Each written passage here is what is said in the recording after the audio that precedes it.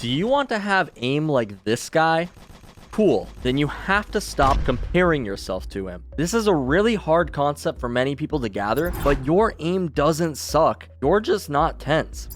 Well, let's be honest, maybe your aim does suck, but it absolutely can get better, and we're going to tell you how it can get better because we're all tired of feeling like we're bad at the game. But before we do, you need to actually understand this concept. These creators that you watch on Twitch or YouTube, oftentimes you're only seeing the highlights of their gameplay. These guys are incredible, don't get me wrong, and they might whiff less often than you do, but this guy right here, he plays this game for a living. Of course he's going to have incredible aim, and you maybe could too if you dedicated your life to playing FPS games, but if you don't, then don't feel bad that you're not as good as these players. One other important thing to recognize is these YouTube videos you see of Immortals or Radiants popping off, those are what we call highlight reels. Those are their best plays of the day or sometimes the week. Now, don't get me wrong, it's still impressive that they are able to get as many good clips in a day, but you are not seeing all of the failed clips in between those good clips. You're not seeing all the whiff shots and the 2-13 games they had throughout the day, and you're not seeing the 15-game loss streak that they're going on at the same time of getting these clips. You're not seeing the frustration every single one of these streamers has to go through while playing this game.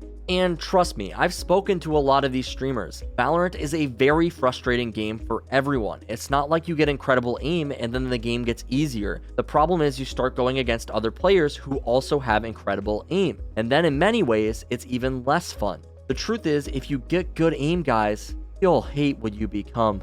Nah, I'm just kidding. It feels pretty good to land some awesome flicks. But the point I'm trying to get across here is it's normal for you to whiff. Everyone whiffs. Everyone has bad aim days, and when you watch TenZ hit 1,000,000 points on aim labs, and then you go try to replicate it, you're only hurting yourself. He's one of the best players in the world, and you are still learning. Don't compare yourself to the top players. It's not worth it.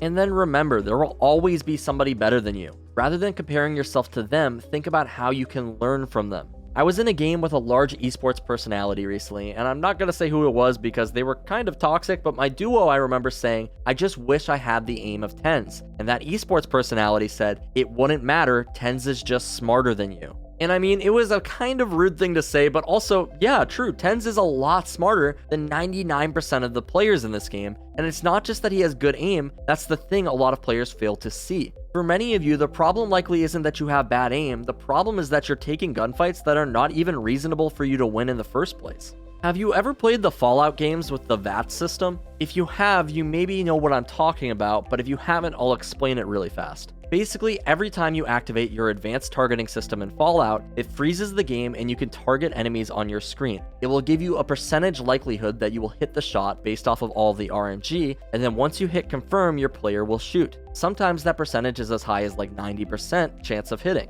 Sometimes the percentage chance is low, like 25% chance of hitting. We don't have an advanced targeting system in Valorant, but that same concept applies. Take a look at this clip from a game I played. What would you say the odds of me winning this gunfight are? Granted, my crosshair flick landed pretty close to this Omen's head, so it was possible, but by no means was this a fight I really wanted to be taking. My crosshair is across the map, and I'm fighting two players at the same time. Unfortunately, the bomb was down, so it was a fight maybe I had to end up taking, but the point is, this fight was hard to win, and I could hound myself about how if my aim was better, I would win this, or I could say, alright, we lost that fight, that's okay, that was a hard one, let's try to position better next time to make it easier. This is where the TenZ is smarter thing comes in, because maybe rather than swinging out where he believes two enemies might be, he goes through tube to pick up the bomb and makes it less likely he's going to get double swung. Or he recognizes that after the Jett jiggles him like this, there's a high likelihood that somebody else is going to peek off of her contact from yellow, and when she unpeaks, he begins to pre-aim yellow, increasing the odds that he wins that fight.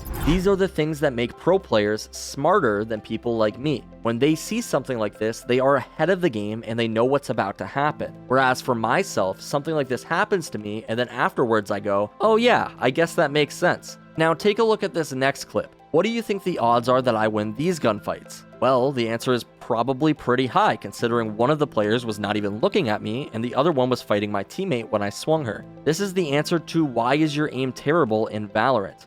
Your aim isn't terrible, you're most of the time just not taking favorable gunfights. And lots of you guys are practically playing Valorant on hard mode because you don't know the difference between a favorable engagement and a non-favorable engagement. One of the easiest ways to figure out what engagements are favorable and what engagements are unfavorable, by the way, is by doing VOD review. Actually looking through your own replays and picking out different fights that you took and trying to see if they were favorable or not and what factors influenced them. This can be a daunting task for a lot of players, but if you are interested in actually getting your VOD reviewed by us here at Skillcapped for players to learn from, we are actually launching our own community Discord that you guys are welcome to join, and there is a channel available right now where you can submit your own replays for review. VOD review is one of the best ways to improve at Valorant, and if you are interested, I highly encourage you guys to head on over to the link in the description and become members of the Discord free of charge. Can't wait to see you guys there. But to help you understand this better, let's break down some factors that are going to influence your engagements. The first, obviously, is how many players are there, because if you're peeking into 3 players, your aim isn't going to be the problem. Obviously, you were just outnumbered. And maybe you could pick up 1, but I would never come out of a 1v3 being like, man, if I only had better aim. Rule number 1 of Valorant has always been to isolate your gunfights, and if you're not doing that, your percentage chance of winning that gunfight goes down drastically. But what else affects your chances? Well, if your crosshair is getting pulled in a different direction, obviously that's going to make it more difficult for you to land a kill. I could be upset with myself for losing this engagement when I went to kill the Reyna eye, but at the end of the day, I had to fire 4 bullets to kill the eye and then quickly adjust to hit the Reyna. That's not the easiest shot in the world to hit. And although I didn't kill the Reyna, I did kill the eye, which resulted in her getting traded. So at the end of the day, this wasn't even terrible. What else though? Well, lots of times players will miss shots with the Sheriff, and although we may be able to call those plays a whiff,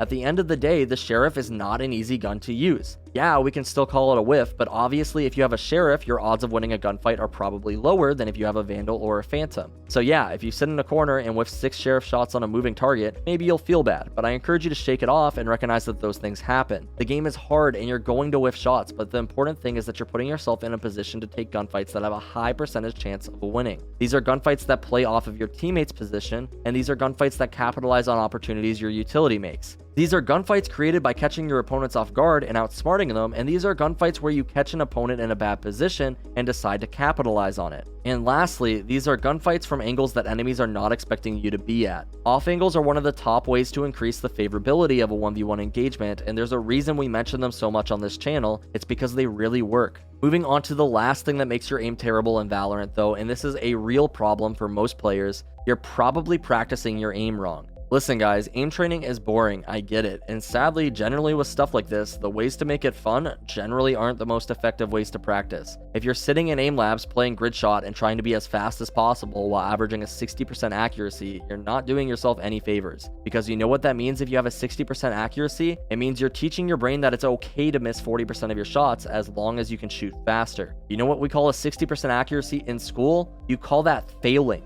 When you're practicing your aim, you need to slow it down and take your time. It's boring, I know, everyone wants to go fast, but 10s didn't become 10s by having sloppy aiming practices. This is a big problem. Everyone sees those top streamers and they want to emulate them. That's why you see these players with super high sense trying to be like Asuna and just jumping around and having super shaky aim and missing every shot because they're not Asuna. And they will never be Asuna because they don't have the patience and the dedication to get there. When you watch these streamers, you're seeing the end result, but you're not seeing the years of dedication to get there. Improvement is a slow process. Your aim might be terrible right now. That's entirely possible. But try to remember that there was probably a time when TenZ's aim wasn't that good either. I mean, that time probably didn't last that long, but everyone improves at a different rate. If you want to improve faster, stop comparing yourself to people and start focusing on taking gunfights that you actually have a chance of winning. And then start actually focusing on accuracy when you're practicing so that you can have accuracy when you're in game. Do these 3 things and I'm sure your aim will improve.